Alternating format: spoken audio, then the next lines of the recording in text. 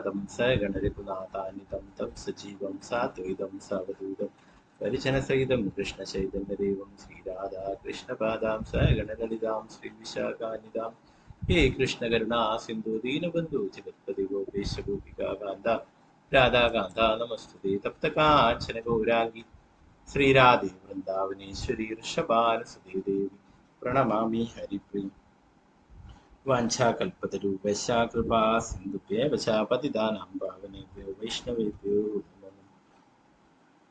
पञ्चतत्त्वात्मकं कृष्णं भक्तरूपासुरूपकं भक्तावतारं भक्ताख्यां नमामि भक्तशक्तिं नित्यानन्दमहं नौमि सर्वानन्दकरं परं हरिनामकृतं देवम् अवधूतशिरोमणि नमो महावदन्याय कृष्णप्रेमप्रदाय दे कृष्णाय कृष्णचैतन्या नाम्ने गौरतिषे नमो विष्णुपादाय कृष्णपृष्ठाय भूतले श्रीमते भक्तिवेदान्तस्वामी नमस्ते सारस्वती देवी गौरवाणी प्रचारिणे निर्विशेषा शून्यवादी पाश्चात्यदेशधारिणी जय श्रीकृष्ण चैतन्य प्रभु नित्यानन्दा श्री अद्वैत गदाधर श्रीवासादि गौरभक्तवृन्द हरे कृष्णा कृष्ण कृष्ण हरे हरे हरे राम राम राम हरे हरे गुरवे गौरचंद्राय राधिकाय तुदाले कृष्णाय कृष्णभक्ताय तद्भक्ताय नमो नमः।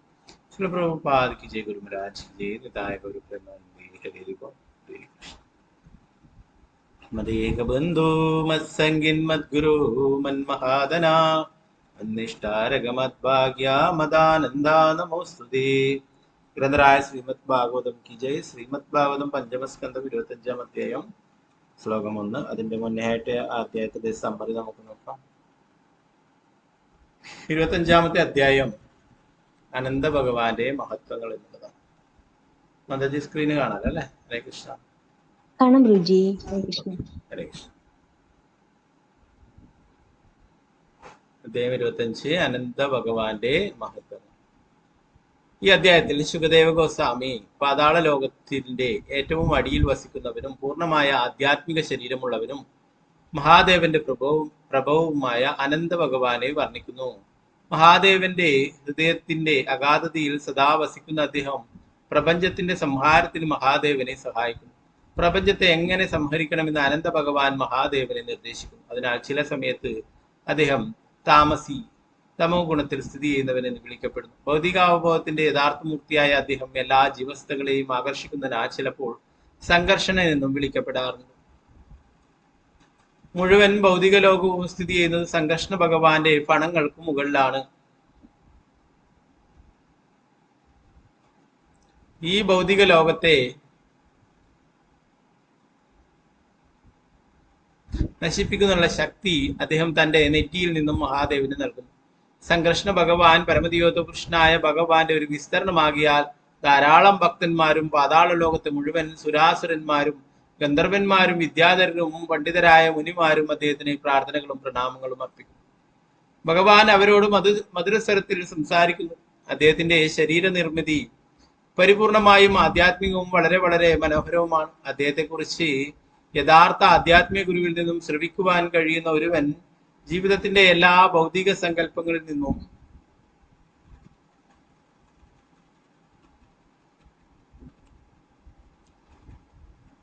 മുക്തനാകും. ജീവിതത്തിന്റെ എല്ലാ ഭൗതിക സങ്കല്പങ്ങളിൽ നിന്നും മുക്തനാകും. അനന്തദേവന്റെ പദ്ധതി പ്രകാരമാണ് സമഗ്ര ഭൗതിക ശക്തിയും വർത്തിക്കുന്നത്. അതിനാൽ അദ്ദേഹത്തെ ഭൗതിക സൃഷ്ടിയുടെ മൂലകാരണമായി നാം കണക്കാക്കേണ്ടതാണ്. അദ്ദേഹത്തിന്റെ ശക്തി അനന്തമാണ്. ആരാലും അദ്ദേഹത്തെ വർണ്ണിക്കാനാവില്ല. എണ്ണമറ്റ നാവുകൾ കൊണ്ടുപോലും. അതുകൊണ്ടാണ് അദ്ദേഹം അനന്തൻ അഥവാ അപരിമേയൻ എന്ന് വിളിക്കപ്പെടുന്നത്. എല്ലാ ജീവസത്തകളോടുമുള്ള കാരുണ്യം മൂലം അദ്ദേഹം തന്റെ ആധ്യാത്മിക ശരീരം പ്രദർശിപ്പിക്കുന്നു. ശുകദേവ ഗോസ്വാമി പരീക്ഷിത് മഹാരാജാവിനോട് അനന്തദേവന്റെ മഹാത്മ്യങ്ങൾ ഈ രീതിയിൽ വിവരിച്ചു. നേരത്തെ നമ്മള് ഭൂമിക്കടിയിലായിട്ടുള്ള 7 ലോകങ്ങളെ കുറിച്ചിട്ട് പറഞ്ഞു അല്ലെ? ബിലസ്വർഗങ്ങൾ എന്നറിയപ്പെടുന്ന അതോ ലോകങ്ങൾ 7 അതിനും പാതാളം അവസാനമായിട്ട് വിവരിക്കുകയുണ്ടായി അല്ലെ? അതിനും അടിയിലായിട്ടാണ് ഈ അനന്ത ഭഗവാന്റെ ലോകം എന്ന് പറയുന്നത്. ഈ എല്ലാ സമസ്ത പ്രപഞ്ചവും അനന്തന്റെ പണത്തിന്റെ മുകളിലാണ് വഹിച്ചുകൊണ്ട് നിൽക്കുന്നത് എന്നാണ് പറയുന്നത്. അപ്പൊ മഹാദേവനെ സംഹാരത്തിന് വേണ്ടിയിട്ട് മഹാദേവൻ സംഹാരങ്ങൾ നടത്തുന്നത് അനന്ത ഭഗവാന്റെ നിർദ്ദേശപ്രകാരമാണ് എന്നിവിടെ പറഞ്ഞു. നമുക്ക് ഒന്നാമത്തെ ശ്ലോകം നോക്കാം. അപ്പൊ അനന്തനായിട്ട് വന്നിട്ടുള്ളത് ആരാണ്? സാക്ഷാൽ ബലരാമൻ തന്നെയാണ് വിസ്തരിക്കുകയും അല്ലെ, സംകർഷണൻ. ആ സംകർഷണവും ഭഗവാൻ തന്നെയാണ് വീണ്ടും അനന്തനായിട്ടൊക്കെ ഭഗവാന് സേവനങ്ങൾ ചെയ്തു അല്ലെ. അനന്തൻ അല്ലെ ഭഗവാന് കിടക്കയായിട്ടും അല്ലെ, ഭഗവാന് ഉടയായിട്ടും അല്ലെ, എല്ലാ തരത്തിലും ഭഗവാന് സേവനങ്ങൾ ചെയ്തു. പ്രഭുപാദരെ ആ അനന്ത ഭഗവാന് പുതിയ പദ്ധതികളൊക്കെ, പുതിയ ക്ഷേത്രങ്ങൾ എടുക്കുമ്പോൾ പ്രഭുപാദര് എപ്പോഴും ആനന്ദന്റെ ആ ഒരു മൂർത്തിയെ അവിടെ അമ്പലം എടുക്കുന്നതിന്റെ അടി വെക്കുമായിരുന്നു. ഭൂമി പൂജയൊക്കെ നടത്തിയിട്ട് അവിടെ അനന്തനെ പ്രതിഷ്ഠിക്കും. എന്നിട്ട് ആ പ്രഭുപാദര് അതിന്റെ മുകളിലാണ് അമ്പലം പടുത്തുന്നത്. ജുഹു അമ്പലം എടുക്കുമ്പോഴൊക്കെ കുറെ പ്രശ്നങ്ങൾ ഉണ്ടായിരുന്നപ്പോഴൊക്കെ പ്രഭുപാദര് പല കാര്യങ്ങളും തുടങ്ങി അതൊക്കെ സാമൂഹ്യ ദ്രോഹികൾ വന്നിട്ട് അത് പൊളിക്കുകയും അതിന്റെ ഒരാളുണ്ടായിരുന്നു, നായർ നിലമ്പ ഒരാൾ, അദ്ദേഹം ആ പ്രശ്നങ്ങൾ ഉണ്ടാക്കുകയും കേസ് കൊടുക്കുകയും അത് പൊളിക്കുകയും അങ്ങനെ പല രീതിയിൽ ചെയ്തു. അവസാനം പ്രഭുപാദർ പറഞ്ഞു, നമുക്ക് എങ്ങനെയെങ്കിലും അനന്തനെ അവിടെ പ്രതിഷ്ഠിക്കണം, പിന്നെ അനന്തൻ നോക്കിക്കോളും, അനന്തൻ ക്ഷേത്രം എടുത്തുയർത്തുന്നു. അപ്പൊ അങ്ങനെ പ്രഭുപാദർ അവിടെ അനന്തനെ പ്രതിഷ്ഠിക്കുകയുണ്ടായി. അനന്ത ഭഗവാന്റെ ആ രൂപം പ്രതിഷ്ഠിക്കുകയും പിന്നീട് ആ കേസൊക്കെ ഇല്ലാതാവുകയും ആ കേസ് കൊടുത്ത വ്യക്തിയൊക്കെ പിന്നീട് മരണപ്പെടുകയും ഒക്കെ ചെയ്തു. പിന്നീട് അവിടെ വലിയൊരു ക്ഷേത്രം സ്ഥാപിക്കുന്നുണ്ട് അല്ലെ. 3 ക്ഷേത്രങ്ങൾ പ്രഭുപാദർ സ്ഥാപിച്ചു. പ്രധാനമായിട്ടുള്ളതാണ് വൃന്ദാവനത്തിലെ കൃഷ്ണബലറാമും, മായാപൂരിൽ രാധമാധവും, അതുപോലെ തന്നെ ജുഹുവിലെ രാധരാസ് ബിഹാരി. അപ്പോൾ ആ ജുഹു ക്ഷേത്രമൊക്കെ അങ്ങനെ പ്രഭുപാദർ എല്ലാ ക്ഷേത്രങ്ങൾക്കും അങ്ങനെ അടിത്തറ, ആ ഫൗണ്ടേഷൻ എടുക്കുന്നതിന്റെ മുന്നേ ഭൂമി പൂജയ്ക്ക് നടത്തിയിട്ട് അനന്തനോട് പ്രാർത്ഥിക്കും, അനന്തനെ പ്രതിഷ്ഠിക്കും. അപ്പൊ എല്ലാം എടുത്തുയർത്തിയിരിക്കുന്നത് അനന്തനാണ് അല്ലെ. അപ്പൊ ആ ഭഗവാന് വേണ്ടിയിട്ടുള്ള ക്ഷേത്രം പ്രഭുപാദർ വിശ്വസിക്കുന്നത് ആ അനന്തൻ തന്നെ നിർമ്മിക്കും, എടുത്തുയർത്തും എന്നുള്ളത്. ഓക്കെ, നമുക്ക് ശ്ലോകത്തിലേക്ക് കടക്കാം.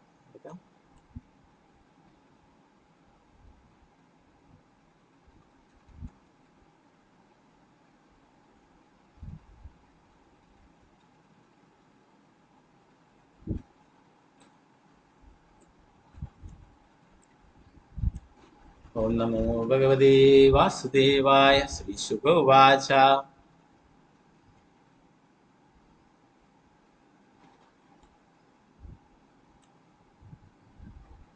തസ്യ മൂലദേശേ 30 യോജനസഹസ്രാന്തര ആസ്തേയ വൈകാല ഭഗവസ്താമസി സമാഖ്യാദാനന്ദ ഇതി സ്വാതിദീയ ദൃശ്യോ സംഘർഷണ മഹമിത്യഭിമാനർഷണം യം സംഘർഷണമിത്യാജഷതി. ശ്രീശുക ഉവാച തസ്യ മൂലദേശേ 30 യോജനസഹസ്രാന്തര ആസ്തേയ വൈകലാ ഭഗവതസ്താമസി സമാഖ്യാദാനന്ദ ഇതി സ്വാത്വദീയ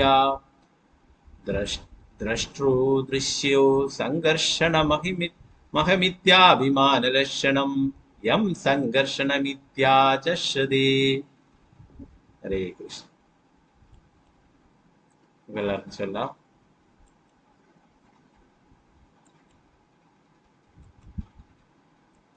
ഓം നമോ ഭഗവതേ വാസുദേവായ. ഓം നമോ ഭഗവതേ വാസുദേവായ. ശ്രീശുക ഉവാച തസ്യ മൂലദേശേ 30 യോജനസഹസ്രാന്തര ആസ്തേയ तस्य मूलदेशे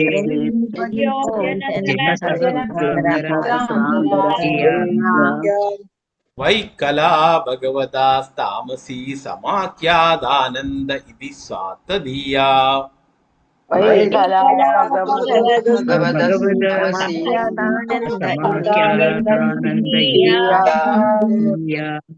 द्रष्टृदृश्यो सङ्घर्षणमहमित्याभिमानलक्षणम्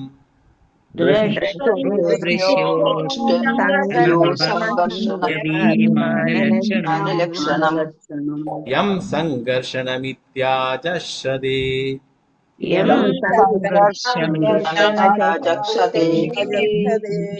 श्रीशुक उवाच तस्य मूलदेशे 30 योजनसहस्रान्तर आस्तेय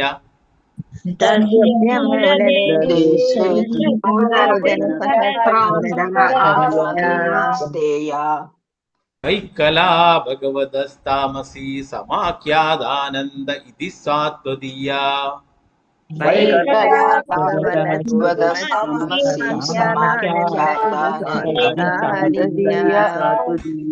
द्रष्टृदृश्यो सङ्घर्षणमहमित्याभिमानलक्षणम्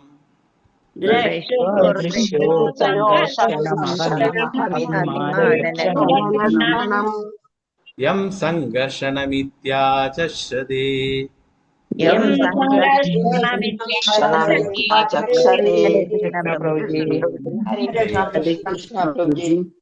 हरे कृष्ण ഒരാളായിട്ട് ചൊല്ലുക अंबिका केशविदेवस्मादिൽ ചൊല്ലുക हरे कृष्ण प्रभुजी श्री शुक उवाच तस्य मूलदेशे 30 योजनसहस्रान्तर आस्तेया वैकला भगवतस्तामसी समाख्यातानन्द इति सात्वतीया द्रष्टृदृश्ययो सङ्घर्षणमहमित्यभिमानलक्षणम् यं सङ्घर्षणमित्याचक्षते हरे कृष्ण प्रभुजी हरे कृष्ण मालती श्यामदेवस्मादिൽ ചൊല്ലുക हरे कृष्ण हरे कृष्ण प्रभुजी ओम नमो भगवते वासुदेवाय श्रीशुक उवाच तस्य मूलदेशे 30 योजनसहस्रान्तर आस्तेयात् वैकला भगवतस्तामसी समाख्यादानन्द इति सात्वदीया दृष्टदृश्ययो सङ्घर्षणमहमित्याभिमानलक्षणं यं सङ्घर्षणमित्याचक्षते हरे कृष्ण प्रभुजी हरे कृष्ण रामचंद्र प्रभु हरे कृष्ण प्रभु कृष्ण प्रभुजी ओम नमो भगवते वासुदेवाय श्रीशुक उवाच तस्य मूलदेशे 30 योजनसहस्रान्तर आस्तेय वैकला भगवतस्तामसी समाख्यादानन्द इति सात्वदीया दृष्टृदृश्ययो सङ्घर्षणमहिमित्याभिमानलक्षणं यं सङ्घर्षणमित्याचक्षते हरे कृष्ण प्रभुजी हरे कृष्ण विद्यादानंद जी चलिए हरे कृष्ण प्रभुजी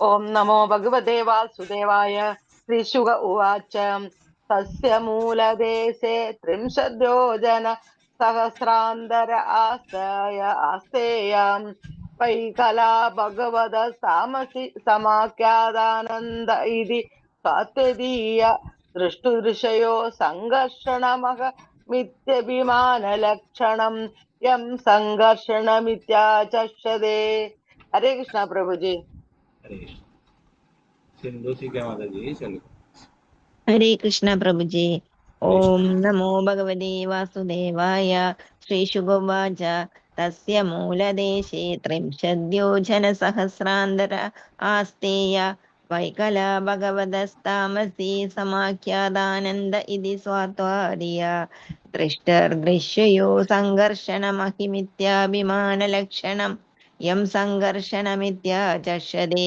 हरे कृष्ण प्रभुजी हरे कृष्ण वत्सला शाजी माता जी चलिए हरे कृष्णा प्रभु जी ഹരേ കൃഷ്ണ. ഓം നമോ ഭഗവതേ വാസുദേവായ.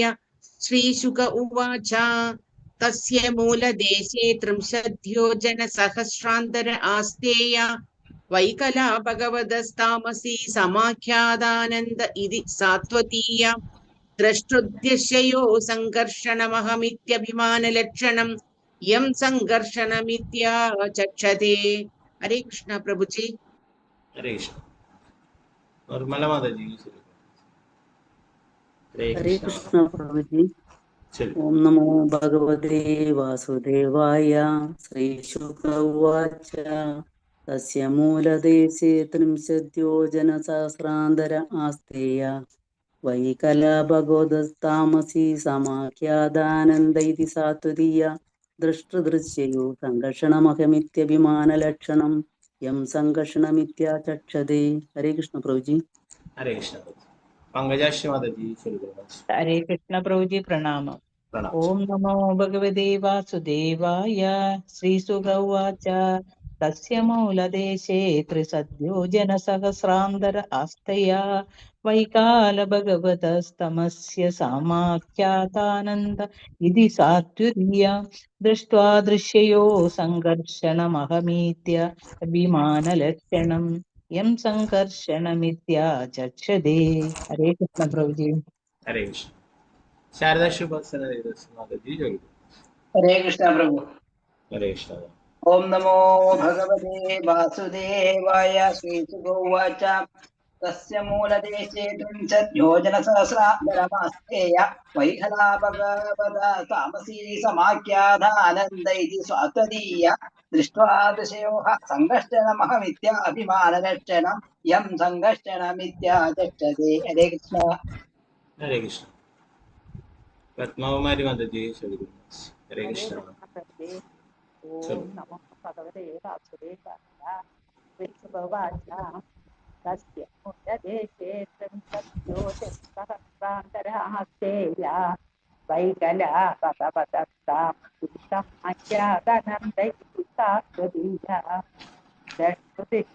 ദൃശ്യയോ സംഘർഷണമഹമിത്യഭിമാനലക്ഷണേ. ഹരേ ഹരേ കൃഷ്ണ. സീതാരാമൻ മാതാജി. ഹരേ കൃഷ്ണ പ്രഭുജി. ഹരേ കൃഷ്ണ. ഓം നമോ ഭഗവതേ വാസുദേവായ. ശ്രീശുക ഉവാച തസ്യ മൂലദേശേ ത്രിംശദ്യോജനസഹസ്രാന്തര ആസ്തയേ വൈകലാ ഭഗവതത്താമസി സമാഖ്യാതാനന്ദ ഇതി സാത്വതീയ ദൃഷ്ടദൃശ്യയോ സംഘർഷണമഹമിത്യാഭിമാനലക്ഷണം യം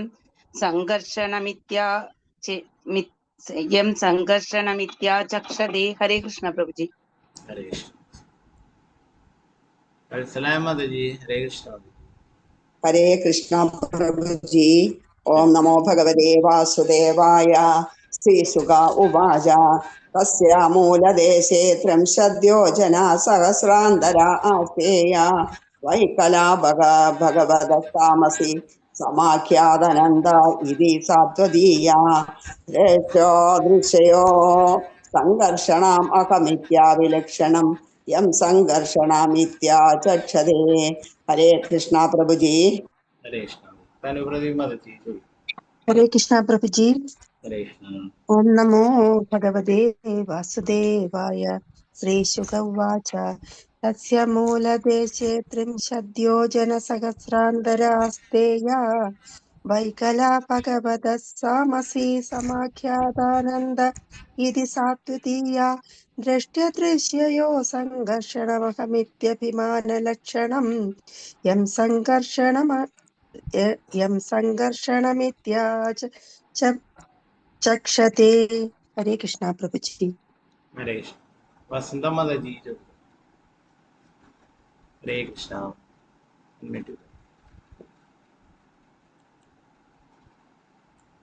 ഹരേ കൃഷ്ണ പ്രഭുജി. ശരി.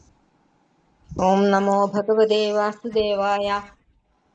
ശ്രീശുക ഉവാച തസ്യ മൂലദേശേ ത്രിംശദ്യോജനസഹസ്രാന്തര ആസ്തേയ വൈകലാ ഭഗവതസ്താമസി समाख्यातानन्द इति सात्वतीया द्रष्टुस्ययोः सङ्कर्षणम् अहम् इत्यभिमानरक्षणं यं सङ्कर्षणमित्याचक्षते।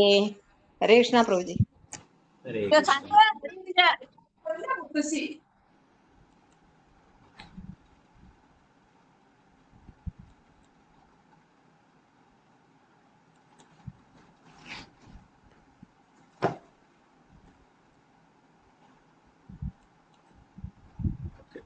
ഹരേ കൃഷ്ണ പ്രഭുജി. ചൊല്ലിക്കൊള്ളു മാതാജി. ഹരേ കൃഷ്ണ. ഓം നമോ ഭഗവതേ വാസുദേവായ. ശ്രീശുക ഉവാച തസ്യ മൂലദേശേ ത്രിംശദ്യോജനസഹസ്രാന്തര ആസ്തേയ വൈകലാ ഭഗവതസ്താമസി സമാഖ്യാതാനന്ദ ഇതി സാത്വതീയ ദൃഷ്ടദൃശ്യയോ സംഘർഷണമഹമിത്യഭിമാനലക്ഷണം യം സംഘർഷണമിത്യാചക്ഷതേ. ഹരേ കൃഷ്ണ പ്രഭുജി. ഹരേ കൃഷ്ണ.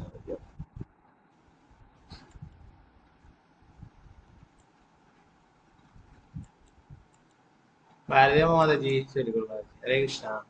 हरे कृष्ण प्रभुजी। ओम नमो भगवते वासुदेवाय।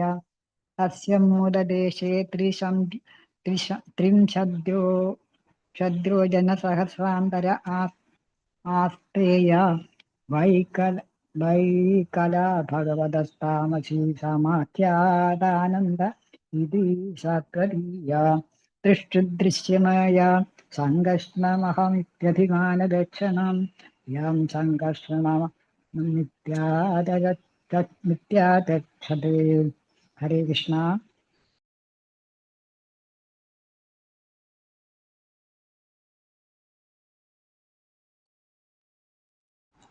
हरे कृष्ण. सोनप्रिया माताजि चൊല്ലിക്കൊള്ളു. हरे कृष्ण प्रभु।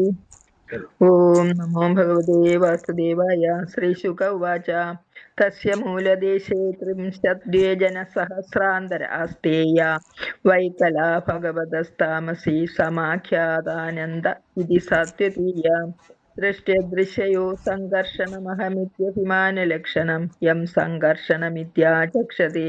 हरे कृष्ण प्रभुजी। ഹരേ കൃഷ്ണ. ഓക്കെ, മറ്റുള്ളവർക്ക് അടുത്ത് ശ്ലോകങ്ങൾ ചൊല്ലാൻ നമുക്ക് ഇതിന്റെ പ്രവർത്തനം ഭാഗത്ത് നോക്കാം.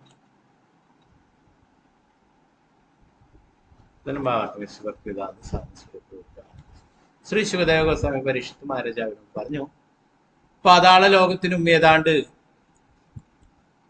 2,40,000 മൈൽ താഴെ പരമദിവ്യോത പുരുഷനായ ഭഗവാന്റെ മറ്റൊരു അവതാരം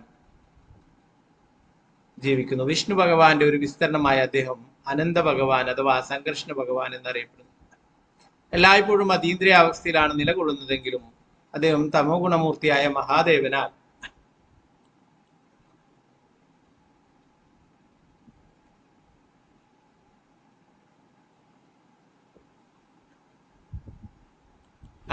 ആരാധിക്കപ്പെടുന്നതിനാൽ ചിലപ്പോൾ താമസി എന്നും വിളിക്കപ്പെടുന്നു. അനന്ത ഭഗവാൻ തമോ ഗുണത്തിന്റെയും അതേപോലെ തന്നെ ബദ്ധാത്മാവുകളുടെയും മിഥ്യാഹങ്കാരത്തിന്റെയും പ്രബല ദേവനാണ്.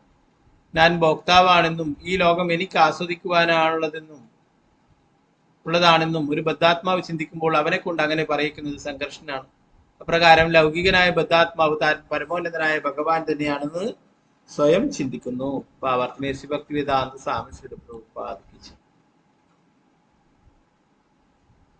അഹം ബ്രഹ്മാസ്മി, സോ അഹം എന്നീ വേദവാക്യങ്ങൾക്ക് ഞാൻ പരബ്രഹ്മമാണെന്നും ഭഗവാൻ തന്നെയാണെന്നും വ്യാഖ്യാനം നൽകുന്ന മായാവാദി തത്വശാസ്ത്രക്കാരോട് സ്വഭാവ വൈക്യമുള്ള ചില ആളുകൾ ഉണ്ട്. താൻ പരമോന്നതനായ ഭോക്താവാണെന്ന് ചിന്തിക്കുന്ന ഇത്തരം മിഥ്യാസങ്കല്പം ഒരു തരം മായയാണ്. ശ്രീമദ് ഭാഗവത്തിൽ മറ്റൊരിടത്ത് 5:5-8 ഇത് വിവരിച്ചിട്ടുണ്ട്. ജനസ്യ മോഹോയം അഹം മമേതി. മുകളിൽ പറഞ്ഞ ശ്ലോകത്തിൽ വിശദീകരിച്ചിട്ടുള്ളത് അനുസരിച്ച് സംഘർഷണ ഭഗവാൻ ഈ മിഥ്യാസങ്കല്പത്തിന്റെ മുഖ്യമൂർത്തിയാണ്. ഭഗവത്ഗീത 15:15 കൃഷ്ണൻ ഇത് സ്ഥിരീകരിച്ചിട്ടുണ്ട്. സർവസ്യജാഹം മൃതി സന്നിവിഷ്ടോ മത സ്മൃതി ജ്ഞാനമബോഹനഞ്ച. ഞാൻ എല്ലാവരുടെയും ഹൃദയത്തിൽ ഇരിക്കുന്നു. സ്മൃതി വിസ്മൃതികളും ജ്ഞാനവും വരുന്നത് എന്നിൽ നിന്നാണ്. എല്ലാവരുടെയും ഹൃദയത്തിൽ സംഘർഷനായ സ്ഥിതി ചെയ്യുന്ന ഭഗവാൻ, ഏതെങ്കിലും ഒരു അസുരൻ അവൻ പരമോന്നതനായ ഭഗവാനാണെന്ന് സ്വയം ചിന്തിച്ചാൽ ഭഗവാൻ അവനെ അതേ അന്ധകാരത്തിൽ നിലനിർത്തും. അത്തരം ആസുരീയനായ വ്യക്തി ഭഗവാന്റെ ഒരു നിസ്സാര ഭാഗം മാത്രമാണെങ്കിലും അവന്റെ യഥാർത്ഥ പദവി വിസ്മരിച്ച് താൻ പരമോന്നതനായ ഭഗവാനാണെന്ന് സ്വയം ചിന്തിക്കും. ഈ വിസ്മൃതാവസ്ഥ സൃഷ്ടിക്കുന്നത് സംഘർഷനാകിയാൽ അദ്ദേഹം ചിലപ്പോൾ താമസി എന്നും വിളിക്കപ്പെടുന്നു. താമസി എന്ന വാക്ക് അദ്ദേഹത്തിന് ഒരു ഭൗതിക ശരീരമുണ്ടെന്നല്ല ധ്വനിപ്പിക്കുന്നത്. സംഘർഷണൻ എല്ലായ്പ്പോഴും അതീന്ദ്രിയാവസ്ഥയിലാണെങ്കിലും താമസിക കർമ്മങ്ങൾ അനുഷ്ഠിക്കുവാൻ നിർബന്ധിതനായ മഹാദേവന്റെ പരമാത്മാവാകിയാലാണ് അദ്ദേഹം ചിലപ്പോൾ താമസി എന്ന് വിളിക്കപ്പെടുന്നത്. രണ്ടാമത്തെ ശ്ലോകം. ഓം നമോ ഭഗവതേ വാസുദേവായ. യസ്യേദം ശ്രുതിമണ്ഡലം ഭഗവതോ അനന്തമൂർത്തഃ സഹസ്രശിരസഃ ഏകസ്മിന്നേവ ശീർഷണി ത്രിയമാണം സിദ്ധാർത്ഥ ഇവ ലിഷ്യതേ. യസ്യേദം ശ്രുതിമണ്ഡലം ഭഗവതോ അനന്തമൂർത്തേ സഹസ്രശിരസഃ ഏകസ്മിന്നേവ ശീർഷണി ത്രിയമാണം സിദ്ധാർത്ഥ ഇവ ലിഷ്യതേ.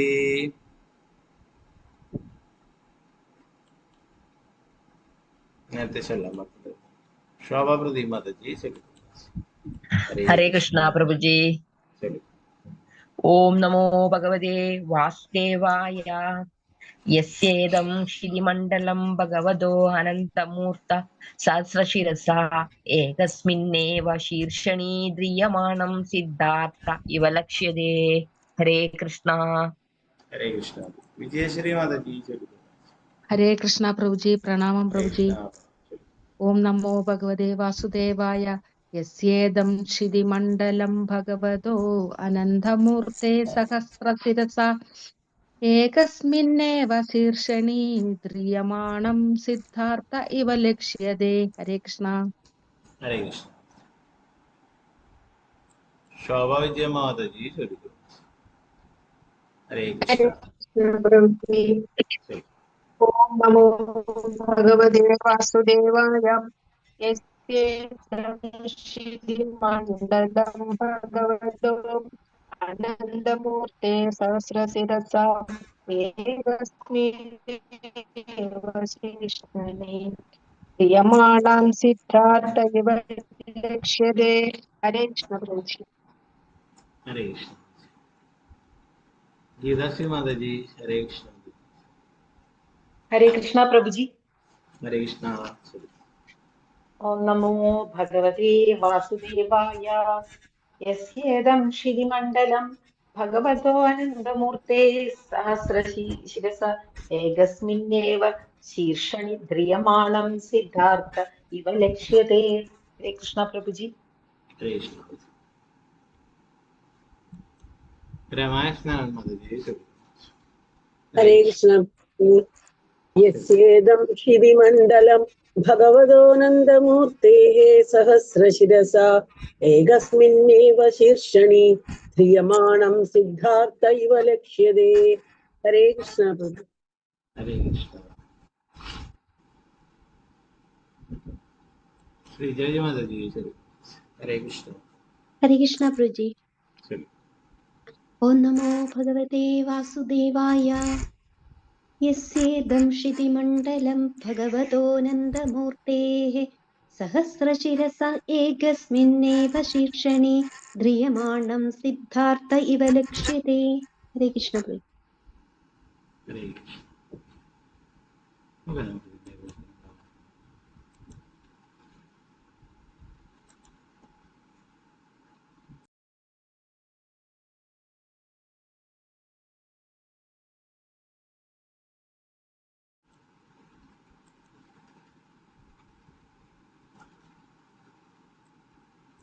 ശുകദേവ ഗോസ്വാമി തുടർന്നു. അനന്തദേവ ഭഗവാന്റെ 1000 ഫണങ്ങളിൽ ഒന്നിൽ സ്ഥിതി ചെയ്യുന്ന ഈ ബൃഹത് പ്രപഞ്ചം ഒരു കടുകുമണി പോലെ കാണപ്പെടുന്നു. അനന്ത ഭഗവാന്റെ ഫണത്തോട് സാദൃശ്യപ്പെടുത്തുമ്പോൾ അത് അതീവ സൂക്ഷ്മമാണ്. മൂന്നാമത്തെ ശ്ലോകം. ഓം നമോ ഭഗവതേ വാസുദേവായ. യസ്യഃ വായിദം കാലേനോപസഞ്ജീർഷതോ അമർഷവീര വിരചിതരുചിരഭ്രമ ഭ്രുവരോന്തരേണേ സാംഘർഷണോ നാമ രുദ്ര ഏകാദശവ്യൂഹസ്ത്രിശികം ശൂലമുത്തംബയന്നുദധിഷ്ഠാത് യസ്യഹാവായിദം കാലേനോപസഞ്ജീർഷതോ അമർഷ വിരചിതരുചിരഭ്രമത് ഭ്രുവോരന്തരേണ സാംഘർഷണോ നാമ രുദ്ര ഏകാദശവ്യൂഹസ്ത്രിശികം ശൂലമുത്തംബയന്നുദധിഷ്ഠാത്.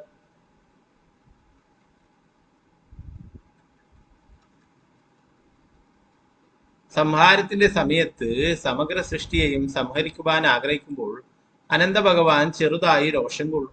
അപ്പോൾ അദ്ദേഹത്തിന്റെ കൺപുരികങ്ങളുടെ മധ്യത്തിൽ നിന്നും ത്രിനേത്രനായ രുദ്രൻ ഒരു ശൂലത്തോടുകൂടി ആവിർഭവിക്കും. സംകർഷണൻ എന്നറിയപ്പെടുന്ന ഈ രുദ്രൻ 11 രുദ്രന്മാരുടെ മൂർത്തരൂപം അഥവാ മഹാദേവന്റെ അവതാരമാണ്. സമഗ്ര സൃഷ്ടിയുടെയും സംഹാരാർത്ഥമാണ് അദ്ദേഹത്തിന്റെ ആവിർഭാവം. ഭാവാർത്ഥമേസി ഭക്തിവേദാന്ത സ്വാമി ശ്രീ. ഓരോ സൃഷ്ടിയിലും എല്ലാ ജീവസത്തകൾക്കും ബദ്ധാത്മാവുകൾ എന്ന നിലയ്ക്കുള്ള അവയുടെ വ്യവഹാരങ്ങൾ അവസാനിപ്പിക്കുവാൻ അവസരം നൽകപ്പെട്ടു. അവർ ഈ അവസരം ദുരുപയോഗപ്പെടുത്തുകയും ഭഗവാനിലേക്ക് മടങ്ങിപ്പോകാതിരിക്കുകയും ചെയ്യുമ്പോൾ സംഘർഷണ ഭഗവാൻ കോപാകുലനാകും.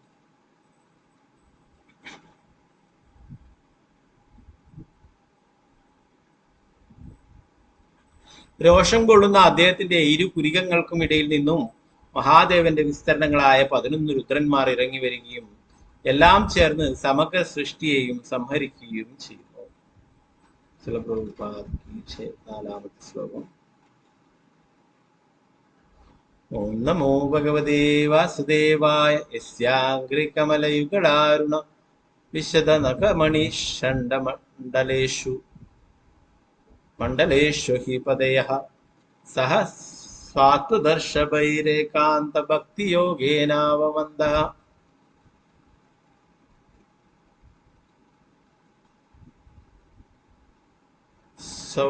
സ്വവദനാനി പരിസ്ഫുരത് കുണ്ടലപ്രഭാ മണ്ഡിതഗണ്ഡസ്ഥലാന്യതിമനോഹാരിണി പ്രമുദിത മനസാ ഗിരുവിലോകയന്തി.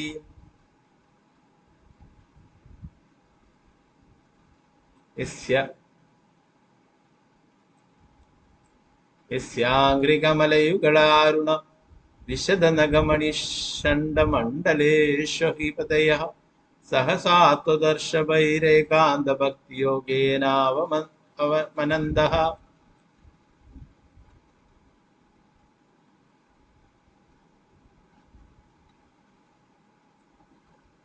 സ്വവദനാനി പരിസ്ഫുരത് കുണ്ടലപ്രഭാ മണ്ഡിതഗണ്ഡസ്ഥലാന്യതി മനോഹാരിണി പ്രമുദിത മനസാ ഗലുവിലോകയന്തി.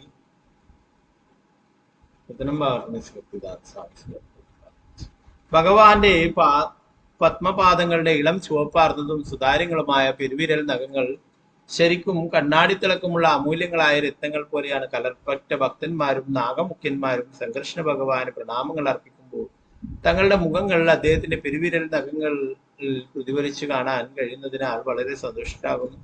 തിളങ്ങുന്ന കർണാഭരണങ്ങളാൽ അലങ്കരിക്കപ്പെട്ട കവിൾത്തടങ്ങളോടുള്ള അവരുടെ മുഖങ്ങൾ കാഴ്ചക്ക് വളരെ പ്രസാദാത്മകങ്ങളാണ്. അഞ്ചാമത്തെ ശ്ലോകം.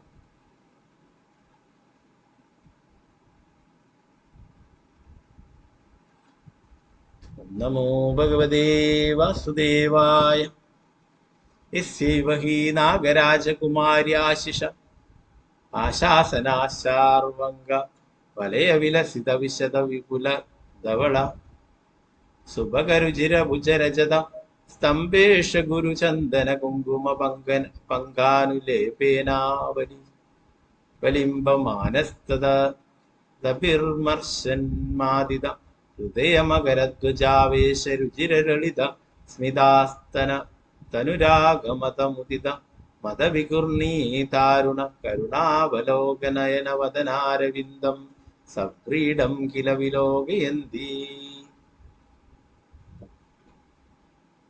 യസ്യേവ ഹി നാഗരാജകുമാര്യാശിഷ ആശാസനാശാർവംഗവലയ വിലസിത വിശദ വിപുല ധവള സുഭഗരുചിരഭുജര ദസ്തംഭേഷ്വാ ഗുരുചന്ദന കുങ്കുമ പങ്കാനുലേപേനാവലിംബമാനസ്തത വിമർശനോന്മാദിത ഹൃദയമകരധ്വജാവേശ രുചിരലളിത സ്മിതാസ്തൻ തനുരാഗമത മുദിതമത വികൂർണിതാരുണ കരുണാവലോകനയനാവദനാരവിന്ദം സവ്രീഡം കിലവിലോകയന്തി. അനന്തഭഗവാന്റെ ആകർഷകമായി കരവളകൾ അണിഞ്ഞ സുദീർഘമായ കരങ്ങൾ സമ്പൂർണമായും ആധ്യാത്മികളാണ്. ശ്വേതവർണ്ണമാർന്ന അവ വെള്ളിസ്തൂപങ്ങൾ കണക്ക് കാണപ്പെട്ടു. നാഗരാജാക്കന്മാരുടെ സുന്ദരികളായ രാജകുമാരിമാർ ഭഗവാന്റെ അനുഗ്രഹം പ്രതീക്ഷിച്ച് അദ്ദേഹത്തിന്റെ ശരീരത്തിൽ അഖിലേ ചന്ദ്രം എന്നിവയുടെ കുഴമ്പുകൂട്ടും കുങ്കുമവും പുരട്ടിക്കൊടുക്കുന്നു. ആ സമയത്ത്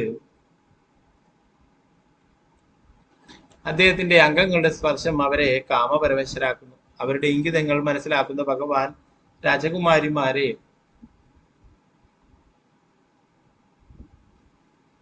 കരുണാർദ്രമായ പുഞ്ചിരിയോടെ കടാക്ഷിക്കുകയും തങ്ങളുടെ ആഗ്രഹങ്ങൾ അദ്ദേഹം മനസ്സിലാക്കിയത് ബോധ്യമാകുന്ന അവർ ലജ്ജിതരാവുകയും തുടർന്ന് ഉന്മത്തതയിൽ നിന്നും സാവധാനം ഉയർന്നു വന്ന സ്വന്തം ഭക്തർക്കു നേരെ സ്നേഹപ്രകാശത്തോടെ മന്ദം മന്ദം ചുറ്റിത്തിരിയുന്ന അരുണാപമായ നേത്രങ്ങൾ അത് സുന്ദരമാക്കുന്ന ഭഗവാന്റെ മുഖോസരോജത്തിലേക്ക് പ്രേമപാരവശ്യത്തോടെ നോക്കി നിന്നു പോവുകയും ചെയ്തു. ഭാവാർത്ഥ മെസ്സി ഭക്തിവേദാന്ത സ്വാമി പ്രഭുപാദിച്ചു. പുരുഷന്മാരും സ്ത്രീകളും പരസ്പരം സ്പർശിക്കുമ്പോൾ അവരുടെ കാമവികാരം സ്വാഭാവികമായും ഉണരുന്നു. ആധ്യാത്മിക ശരീരത്തിനും ഇത്തരം ഇന്ദ്രിയ ബോധമുണ്ടെന്ന് ഈ ശ്ലോകത്തിൽ കാണുന്നു. അനന്ത ഭഗവാനും അദ്ദേഹത്തിന് സന്തോഷം പകരുന്ന സ്ത്രീകൾക്കും ആധ്യാത്മിക ശരീരങ്ങളാണ്. പ്രകാരം അത്തരം അസുഖകരങ്ങളായ ഇന്ദ്രിയ ബോധങ്ങൾക്ക് ആധ്യാത്മിക ശരീരത്തിലും യഥാർത്ഥത്തിൽ അസ്തിത്വമുണ്ട്. വേദാന്ത സൂത്രത്തിൽ ഇത് സ്ഥിരീകരിച്ചിരിക്കുന്നു. ജന്മാദ്യസ്യത, ഇതിലെ ആദി എന്ന പദത്തിന്റെ അർത്ഥം പരമോന്നതനിൽ നിന്നും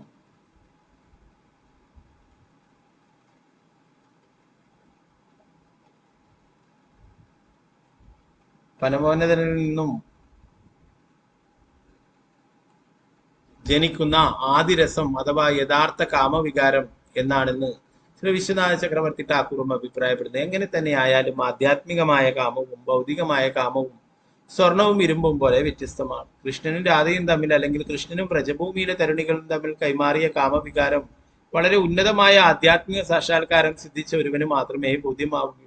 ആയതിനാൽ ആധ്യാത്മിക സാക്ഷാത്കാരത്തിന്റെ വളരെ ഔന്നിത്യവും അനുഭവവും സിദ്ധിച്ചിട്ടില്ലാത്ത ഒരുവൻ കൃഷ്ണന്റെയും ഗോപികമാരുടെയും കാമവികാരം ചർച്ച ചെയ്യുന്നത്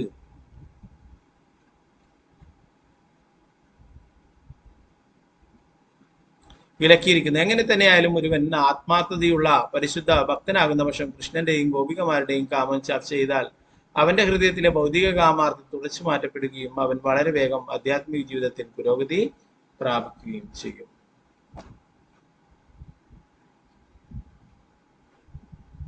പ്രഭുപാദ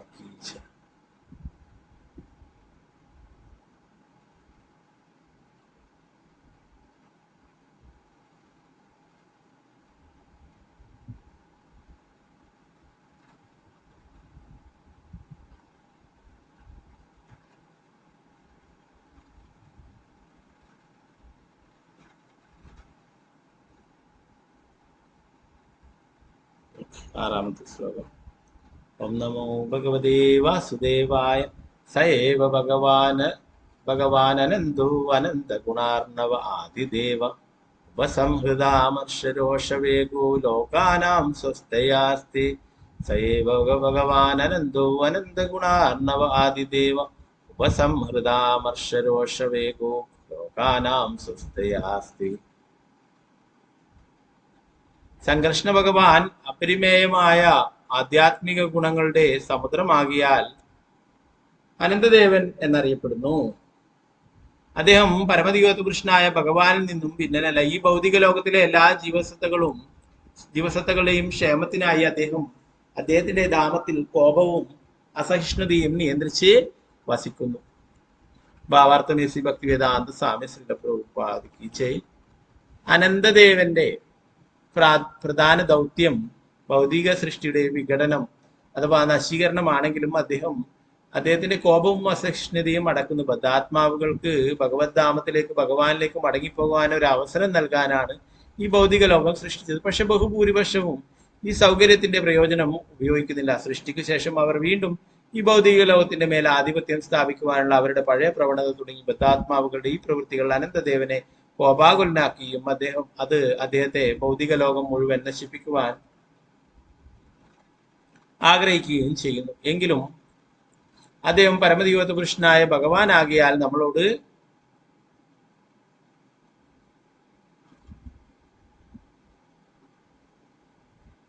കരുണയുള്ളവനാവുകയും കോപവും അസഹിഷ്ണുതയും അടക്കുകയും ചെയ്തു.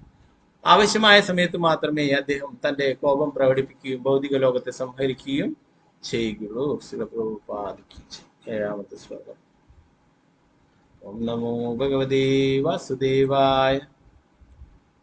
ധ്യായമാനസുരാസുരോരകവിസിദ്ധഗന്ധർവ വിദ്യാധര മുനിഗണൈരവ നവരഥമതം മുദിത വികൃത വിഹ്വലലോചനഃ സുലളിത മുഖരികാമൃതനാപ്യമയമാന സ്വപാർഷദ വിഭുത യുധപദീന പരിമ്ലാന രാഗനവ തുളസീ കാമോദ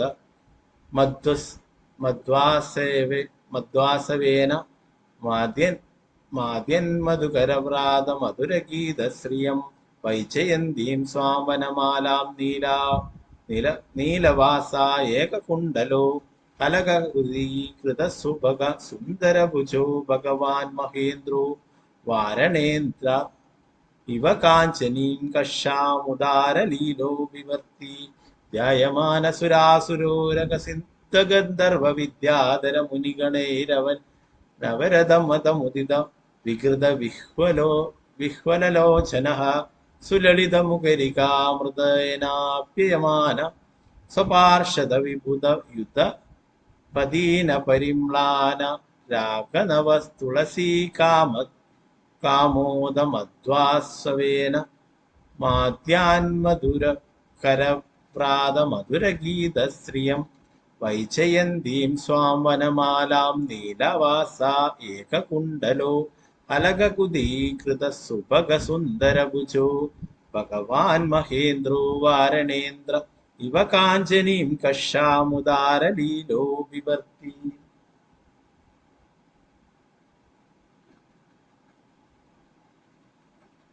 ശുകദേവ ഗോസ്വാമി തുടർന്നു. ദേവന്മാരും അസുരന്മാരും ഉരകങ്ങളും അഥവാ നാഗദേവന്മാരും സിദ്ധന്മാരും ഗന്ധർവന്മാരും വിദ്യാധന്മാരും അതിശ്രേഷ്ഠരായ ധാരാളം മുനിമാരും ഭഗവാനെ നിരന്തരം ആരാധിക്കുന്നു. ഭഗവാൻ ഉന്മത്തനായതിനാൽ വിഹുലങ്ങളും പൂർണ്ണമായി വിടർന്ന പൂക്കളെ പോലെ തോന്നിപ്പിക്കുന്നതുമായ അദ്ദേഹത്തിന്റെ നേത്രങ്ങൾ അങ്ങോട്ടും ഇങ്ങോട്ടും ചലിച്ചുകൊണ്ടിരിക്കുന്നു. അദ്ദേഹം തന്റെ വായിൽ നിന്നും ഉതിരുന്ന മധുര ശബ്ദങ്ങളാൽ സ്വന്തം പാർഷദന്മാരെ സന്തോഷിപ്പിക്കുന്നു. നീലവസ്ത്രങ്ങൾ ധരിച്ചൊരു കാതിൽ മാത്രം കുണ്ടലമണിഞ്ഞ ഭഗവാൻ സുദൃഢങ്ങളായ കരങ്ങളാൽ സ്വന്തം ആയുധമായ കലപ്പ തന്റെ പിന്നിലായി പിടിച്ചിരിക്കുന്നു. ഇന്ദ്രനെ പോലെ വെളുത്ത നിറത്തിൽ പ്രത്യക്ഷനായ ഭഗവാൻ തന്റെ അരക്കെട്ടിലൊരു സുവർണ അരപ്പട്ടിയും കഴുത്തിൽ ഒരിക്കലും വാടാത്ത തുളസിയുടെ വൈജയന്തി മാലയും ധരിച്ചിരിക്കുന്നു. അദ്ദേഹത്തിന്റെ തുളസിമാലയുടെ തേനു സമമായ സുഗന്ധത്താൽ ഉന്മത്തരായ തേനീച്ചകൾ അതിനു ചുറ്റും മധുരമായ മൂളലോടെ ചുറ്റിപ്പറക്കുന്നതിനാൽ ആ മാലയുടെ സൗന്ദര്യം വർദ്ധിപ്പിക്കുന്ന ഈ രീതിയിൽ ഭഗവാൻ അദ്ദേഹത്തിന്റെ ഉജ്ജ്വല പ്രതാപമാർന്ന ലീലകൾ ആസ്വദിക്കുന്നു.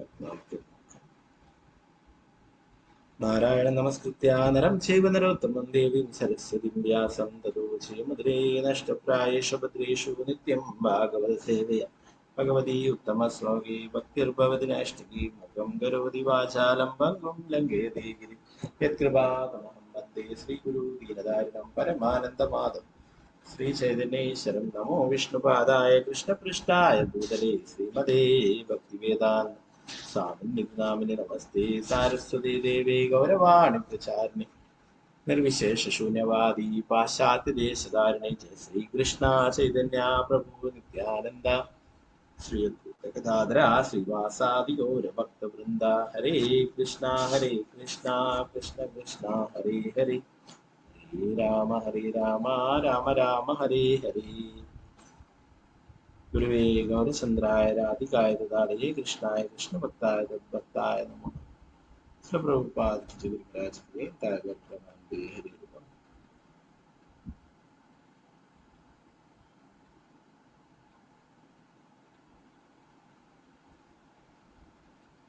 അനന്തദേവൻ സംകൃഷ്ണ ഭഗവാന്റെ തന്നെ വിസ്തരണമായിട്ട് ബലരാമന്റെ വിസ്തരണമാണ് സംകൃഷ്ണൻ. നേരത്തെ നമ്മൾ പഠിച്ചു രുദ്രഗീതമൊക്കെ മഹാദേവൻ രുദ്രഗീതം ആലപിക്കുന്നു അല്ലെ, സംകൃഷ്ണ ഭഗവാനെ മനസ്സിൽ ധ്യാനിച്ചുകൊണ്ട്. സംകൃഷ്ണ ഭഗവാനെല്ലാം പ്രാർത്ഥനകളും അർപ്പിക്കുന്നതിനെ കുറിച്ചിട്ടൊക്കെ അല്ലെ. മഹാദേവൻ എപ്പോഴും പൂജിച്ചുകൊണ്ടിരിക്കുന്നത് സംകർഷണ ഭഗവാൻ അല്ലെ. അതേ സംകർഷണ ഭഗവാൻ തന്നെയാണ് അനന്തശേഷനായിട്ട് വിസ്തരിച്ചിട്ടുള്ളത്. അപ്പൊ ഈ പാതാളത്തിനും അടിയിൽ 30 യോജന അല്ലെ, 30,000 യോജന താഴെയായിട്ട്, അഥവാ 2,40,000 മൈൽ താഴെയായിട്ടാണ്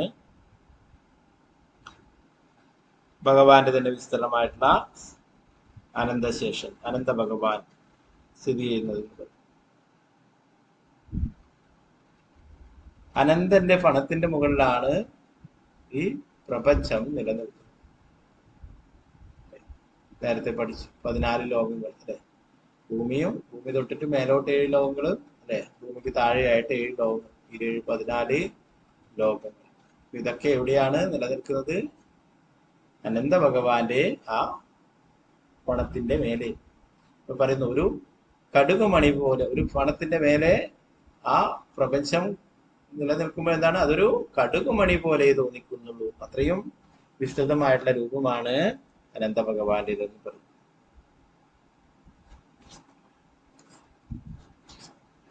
പറയുന്നു, അനന്ത ഭഗവാന്റെ 1000 പണങ്ങളിൽ ഒന്നിൽ സ്ഥിതി ചെയ്യുന്ന ഈ ബൃഹത് പ്രപഞ്ചം ഒരു കടുകുമണി പോലെ കാണപ്പെടുന്നു. അനന്ത ഭഗവാന്റെ ഫണത്തോട് സാദൃശ്യപ്പെടുത്തുമ്പോൾ അത് അതീവ സൂക്ഷ്മമാണ് അല്ലെ. അനന്ത ഭഗവാന് 1000 ശിരസുകളുണ്ട്, 1000 തലകളുണ്ട് അല്ലെ. അപ്പോ അതില് ഒരു ഫണത്തിന്റെ മുകളിലാണ് ഈ പ്രപഞ്ചം നിലനിൽക്കുന്നത്. അതെന്താണ്, ഒരു ആ ഫണവും അനന്തന്റെ തലയുമായിട്ട് തട്ടിച്ചു നോക്കുമ്പോൾ ഒരു കടുകുമണി മാത്രം, അത്രയും വലുപ്പം മാത്രമേ അതിനുള്ളൂ, അത്രയും സൂക്ഷ്മമായിട്ടുള്ളതാണ്.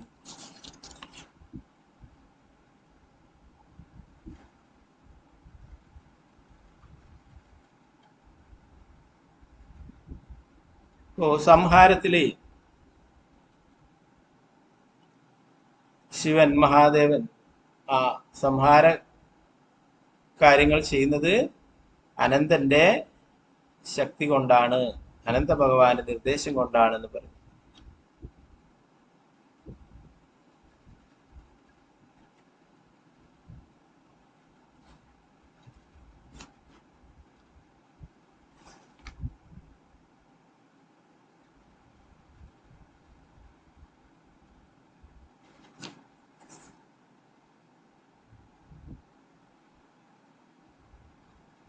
സംഹാരത്തിന്റെ സമയത്ത്, അടുത്ത 3-ാമത്തെ ശ്ലോകത്തിൽ പറഞ്ഞു, സംഹാരത്തിന്റെ സമയത്ത് സമഗ്ര സൃഷ്ടിയെയും സംഹരിക്കുവാൻ ആഗ്രഹിക്കുമ്പോൾ അനന്ത ഭഗവാൻ ചെറുതായി രോഷം കൊള്ളും.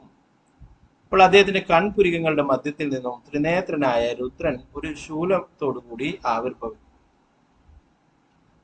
സംകൃഷ്ണൻ എന്നറിയപ്പെടുന്ന ഈ രുദ്രൻ 11 രുദ്രന്മാരുടെ മൂർത്തരൂപം അഥവാ മഹാദേവന്റെ അവതാരമാണ്. സമഗ്ര സൃഷ്ടിയുടെയും സംഹാരാർത്ഥമാണ് അദ്ദേഹത്തിന്റെ ഈ ആവിർഭാവം.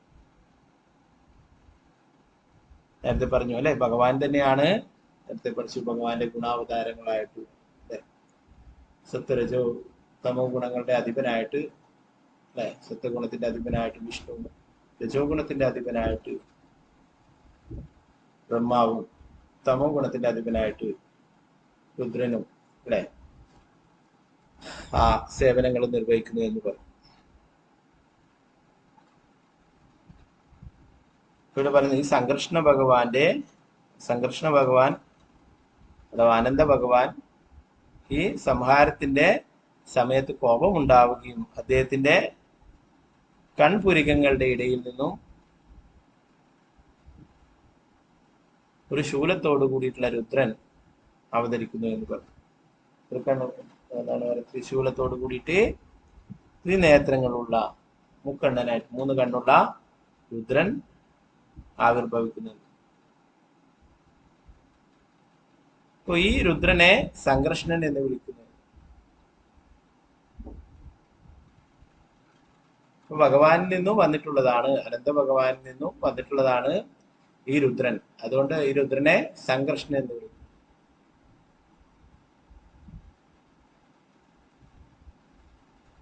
അപ്പോ പലപ്പോഴും തെറ്റിദ്ധരിക്കപ്പെടാം അല്ലെ.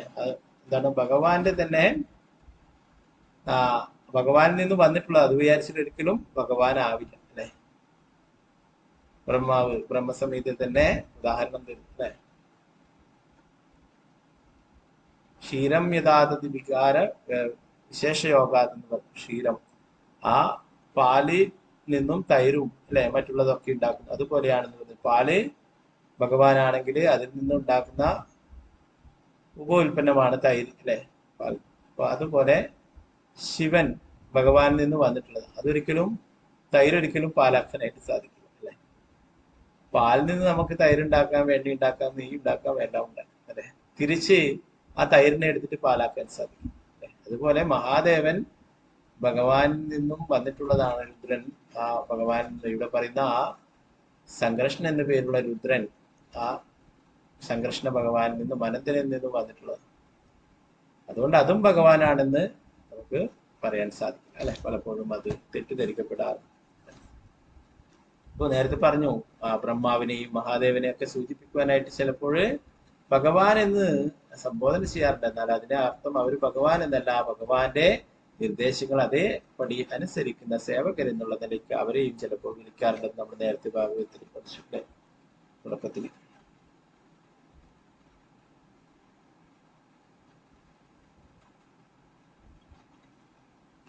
ഈ രുദ്രൻ 11 രുദ്രന്മാരുടെ മൂർത്തിരുവാദം മഹാദേവന്റെ അവതാരമാണ്. സമഗ്ര സൃഷ്ടിയുടെയും സംഹാരാർത്ഥമാണ് അദ്ദേഹത്തിന്റെ ആവിർഭാവം.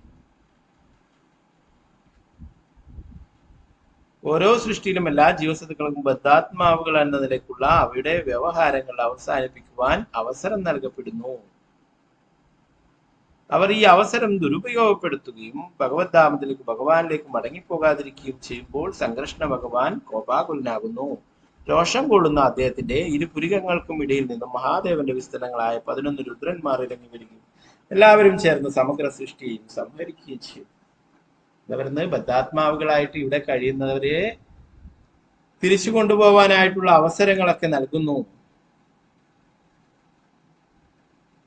എന്നാൽ അവരെ ആ അവസരം ഉപയോഗിക്കുന്നതിന് പകരം ഇവിടെ ലഭിച്ചിട്ടുള്ള അല്പമായിട്ടുള്ള സ്വാതന്ത്ര്യം ദുരുപയോഗപ്പെടുത്തുന്നു. ആർക്കും തന്നെ ഭഗവാനിലേക്ക് മടങ്ങി പോവാൻ താല്പര്യമില്ല അല്ലെ. അങ്ങനെയാണെങ്കിൽ എന്താണ്, സംഘർഷണ ഭഗവാൻ അനന്തൻ കോപാകുലനാവുകയും അദ്ദേഹത്തിന്റെ നെറ്റിയിൽ നിന്നും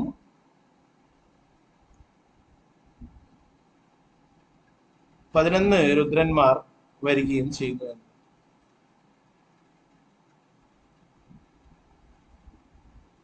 എല്ലാ സൃഷ്ടിയെയും സംഹരിക്കുകയും ചെയ്യുന്നു. അപ്പൊ എല്ലാവർക്കും അവസരം നൽകുന്നു. എന്നാൽ ആ അവസരം പ്രയോജനപ്പെടുത്തില്ലെങ്കിൽ എന്താണ്, സമ്പൂർണ്ണ സംഹാരം നടത്തുന്നു എന്ന് പറയും.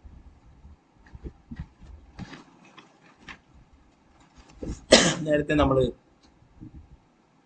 ഭഗവത്ഗീത പഠിക്കും. ഭഗവത്ഗീതയുടെ ആ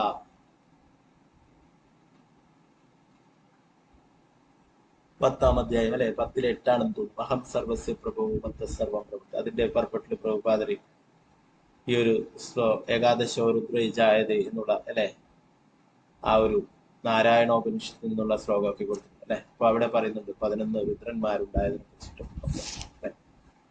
ഇവിടെ പറയുന്നു അതേ നാരായണൻ തന്നെയാണ്, സംഘർഷണ ഭഗവാൻ തന്നെയാണ് അനന്തനായിട്ട് വന്നത്. അപ്പൊ അനന്തന്റെ കോപത്തിൽ നിന്നാണ് രുദ്രൻ ഇവിടെ ഉണ്ടാകുന്നത്. നേരത്തെ ബ്രഹ്മാവ് കോപിച്ചപ്പോൾ ഒരു രുദ്രൻ ഉണ്ടായതിനെ കുറിച്ചിട്ട് പറഞ്ഞു അല്ലെ.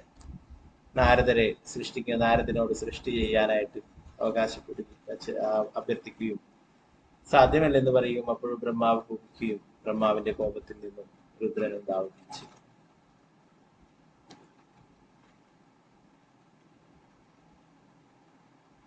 നാലാമത്തെ ശ്ലോകത്തിൽ പറയുന്നത് ഭഗവാന്റെ പത്മപാദങ്ങളുടെ ഇളം ചുവപ്പാർന്നതും സുതാര്യങ്ങളുമായ പെരുവിരൽ നഖങ്ങൾ ശരിക്കും കണ്ണാടി തിളക്കമുള്ള അമൂല്യങ്ങളായ രത്നങ്ങൾ പോലെയാണ്. കനൽപ്പറ്റ ഭക്തന്മാരും നാഗമുഖ്യന്മാരും സംഘർഷണ ഭഗവാന് പ്രണാമങ്ങൾ അർപ്പിക്കുമ്പോൾ തങ്ങളുടെ മുഖങ്ങൾ അദ്ദേഹത്തിന്റെ പെരുവിരൽ നഖങ്ങളിൽ പ്രതിഫലിച്ച് കാണാൻ കഴിയുന്നതിനാൽ വളരെ സന്തുഷ്ടരാകുന്നു. തിളങ്ങുന്ന കർണാഭരണങ്ങളാൽ അലങ്കരിക്കപ്പെട്ട കവിൾ തടങ്ങളുള്ള അവരുടെ മുഖങ്ങൾ കാഴ്ചക്ക് വളരെ പ്രസാദാത്മകങ്ങളാണ്. പറയുന്നു സംഘർഷണ ഭഗവാനെ അല്ലെ ഭക്തന്മാരെ പ്രണാമങ്ങൾ അർപ്പിക്കുമ്പോൾ ആ സംഘർഷണ ഭഗവാന്റെ പെരുവിരലിന്റെ നഖം കണ്ണാടി പോലെ അത്രയും തിളക്കമാർന്നതാണ്. അതുകൊണ്ട് എന്താണ് അവരുടെ മുഖമൊക്കെ അവിടെ ആ നഖത്തിൽ തെളിഞ്ഞു കാണാനായിട്ട് സാധിച്ചു, പ്രതിഫലിച്ച് കാണാനായിട്ട് സാധിക്കുന്നു എന്ന് പറയും. ഇതേ ഭഗവാന്റെ തന്നെ പെരുവിരലിനെ കുറിച്ച് നമ്മൾ ഇന്നലെ പഠിച്ചിട്ടില്ലേ. അസുരന്മാർക്ക് എന്താണ് അത് ഭയാനകമാണ് അല്ലേ. വാമനമൂർത്തിയുടെ ഒരു പെരുവിരലിന്റെ ഒരു തൊഴി കൊണ്ട് രാവണൻ അനേകം യോജന ദൂരേക്ക് ധരിച്ചു വീണു എന്നത് അല്ലേ. അപ്പോ അതേ ഭഗവാന്റെ തന്നെ എന്താണ് ഭക്തന്മാർക്ക് അത്രയും സന്തോഷത്തെ പ്രദാനം ചെയ്യും അല്ലെ. അസുരന്മാർക്ക് എപ്പോഴും ഭയത്തെ ഉണ്ടാക്കും. നരസിംഹ ഭഗവാൻ അവതരിച്ചപ്പോഴേ എല്ലാവരും ഭയക്കുകയുണ്ടായി അല്ലെ. എല്ലാവർക്കും ഭയമായിരുന്നു, എല്ലാവരും മാറി നിൽക്കുകയുണ്ടായി. ബ്രഹ്മാവ് ലക്ഷ്മി ദേവി പോലും അല്ലെ. എന്നാൽ ഭക്തപ്രഹ്ലാദൻ യാതൊരു ഭയവും ഇല്ലാതെ നരസിംഹ ഭഗവാന് പ്രാർത്ഥനകൾ അർപ്പിക്കുകയും മാല ചാർത്തുകയും നരസിംഹ ഭഗവാൻ എടുത്തിട്ട് മടിയിലിരുത്തുകയൊക്കെ ചെയ്തു. പ്രഭാതർ പറയും സിംഹത്തിന്റെ കുട്ടിക്ക് ആ സിംഹത്തിനെ പേടിയില്ല അല്ലെ. അതുപോലെ ഭക്തന്മാർക്ക് ഭഗവാൻ എപ്പോഴും കാരുണ്യം ചൊരിയുന്നവനാണ്. ഭക്തന്മാർക്ക് ഭഗവാനെ പേടിയില്ല അല്ലെ. എന്നാൽ അസുരന്മാരായിട്ടുള്ള ആ രാവണനെയും മറ്റുള്ള അങ്ങനെയുള്ള അസുരന്മാർക്കൊക്കെ എന്താണ് പേടി സ്വപ്നം. അപ്പൊ ഭഗവാന്റെ ആ പാദത്തിന്റെ പെരുവിരല് ഭക്തന്മാർ ആ പാദങ്ങളിൽ നമസ്കാരങ്ങൾ അർപ്പിക്കുമ്പോൾ അവരുടെ മുഖങ്ങള് ആ നഖത്തിൽ തെളിഞ്ഞു കാണാനായിട്ട് സാധിച്ചു എന്നുള്ളത്.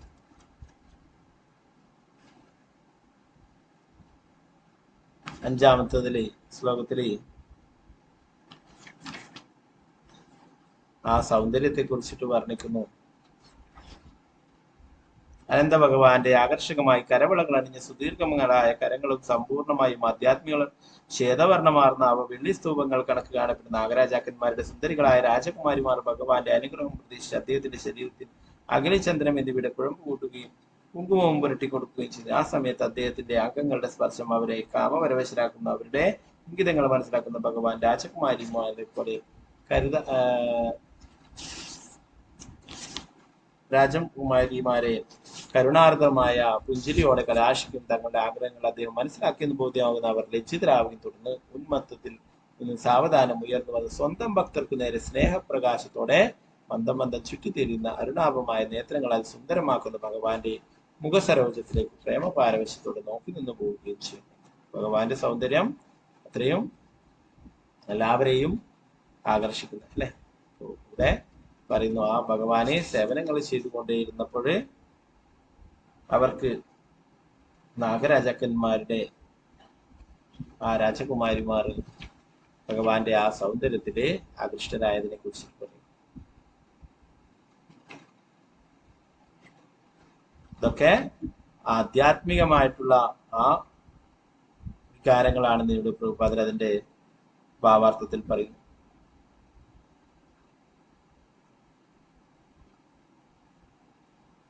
ഈ ഭൗതിക ലോകത്ത് കാണുന്ന കാര്യങ്ങൾ പോലെയല്ല എന്ന് പറയും.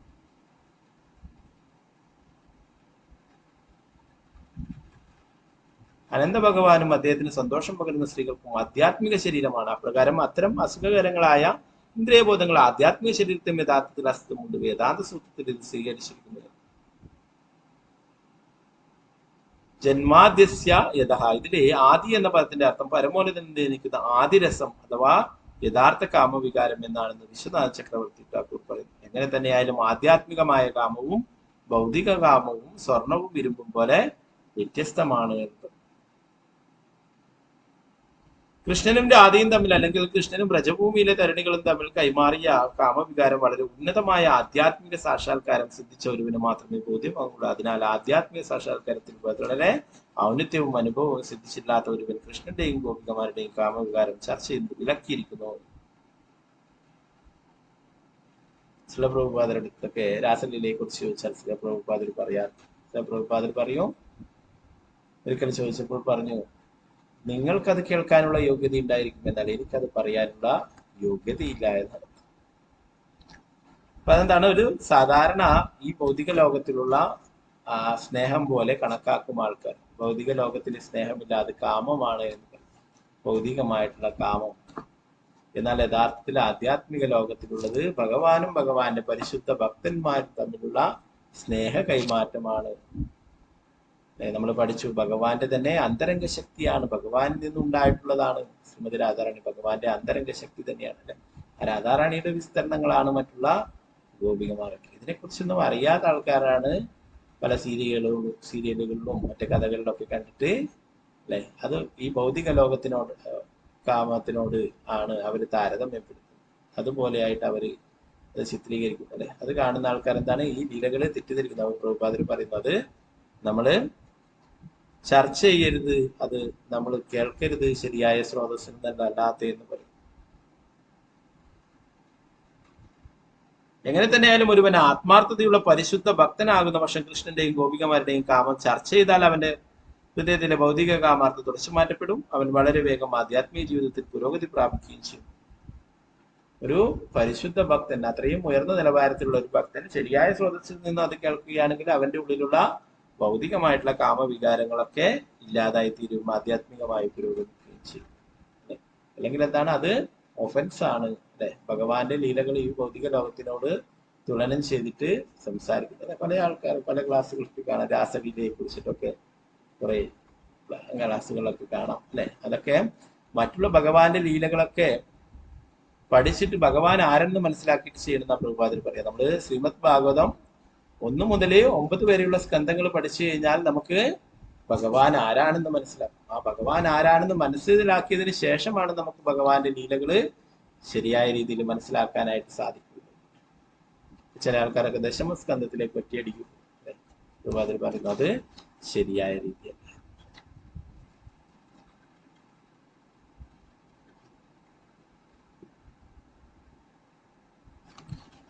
സംകർഷണ ഭഗവാൻ അപരിമേയമായ ആധ്യാത്മിക ഗുണങ്ങളുടെ സമുദ്രമാകിയാൽ അനന്തദേവൻ എന്നറിയപ്പെടുന്നു. അദ്ദേഹം പരമദിവ്യ പുരുഷനായ ഭഗവാനിൽ നിന്നും ഭിന്നനല്ല.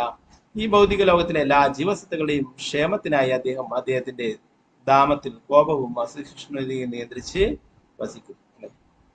എന്തെല്ലാം ഈ ഭൗതിക ലോകത്തിലുള്ള ആൾക്കാർ എന്തൊക്കെ കാര്യങ്ങളാണ് ചെയ്തുകൊണ്ടേയിരിക്കുന്നത് അല്ലെ. പലതരത്തിലുള്ള അധർമ്മങ്ങളും ഒക്കെ പ്രവർത്തിച്ചുകൊണ്ടേയിരിക്കും അല്ലെ.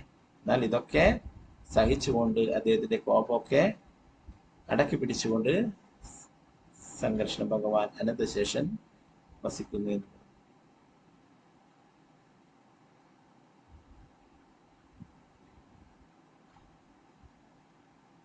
പ്രവാചകൻ പറയുന്നു, ബദ്ധാത്മാവുകൾക്ക് ഭഗവദ്ധാമത്തിലേക്ക് ഭഗവാനിലേക്ക് മടങ്ങിപ്പോവാൻ ഒരു അവസരം നൽകാനാണ് ഈ ഭൗതിക ലോകം സൃഷ്ടിച്ചത്.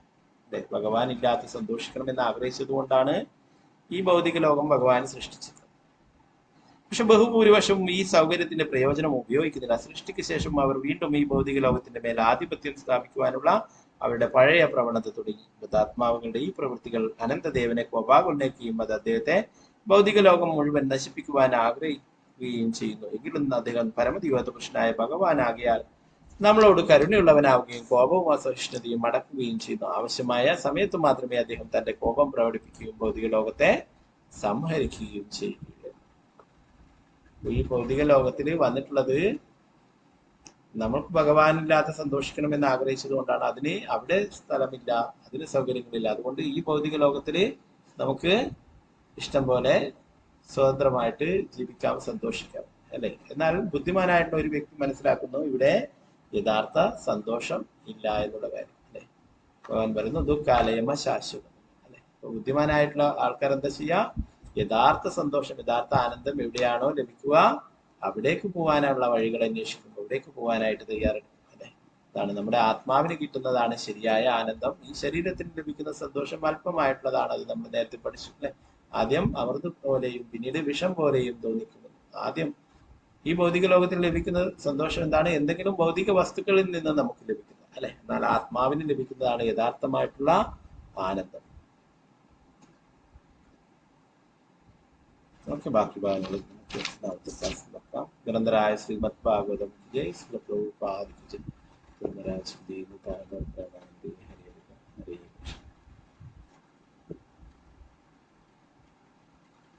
പിന്നെ അടുത്ത ക്ലാസ്സിൽ എന്തെങ്കിലും സംശയങ്ങളുണ്ടെങ്കിൽ